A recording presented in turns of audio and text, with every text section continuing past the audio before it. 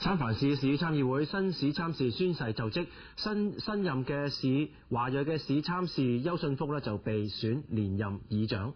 梁偉山報道。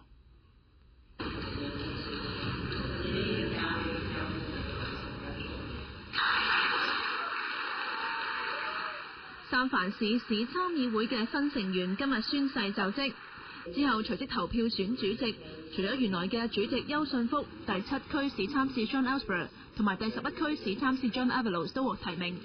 經過第一輪投票，冇人得到大多數票。John Ellsberg 表示，根據佢嘅經驗，每逢超過2個人獲提名，甄選過程必定費時，因此佢選擇退出。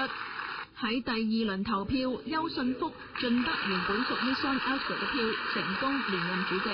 I didn't have a sense of exactly how it was going to go. You can never predict how this is going to go. I'm just glad that this election is over and now we can get to work. 因為邱信福咧對我哋呢個廣大住客咧係非常關心嘅，佢咧經常咧都係維護我哋住客嘅權益嘅，譬如反逼遷啦。喺致辭嘅時候，唔少市參事都表現激動，要工作人員上前遞紙巾俾佢哋抹眼淚。金晶賢係其中一個。It's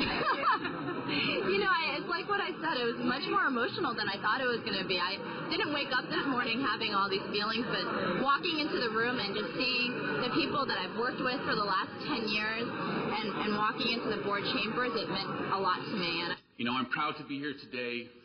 First and foremost, as a kid who grew up in the neighborhoods of District 2, a current resident of District 2, but most importantly, as a San Franciscan.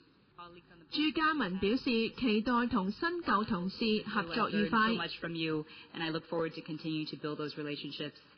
新任市參事充滿雄心壯志。Really working on some transportation issues to try to get more taxis on the street, to try to get Muni to be a little more reliable. I do expect that to be very difficult, having to make difficult decisions on who's going to get what, how resources are going to be allocated. I will say this, I am committed to making sure that it's equitable.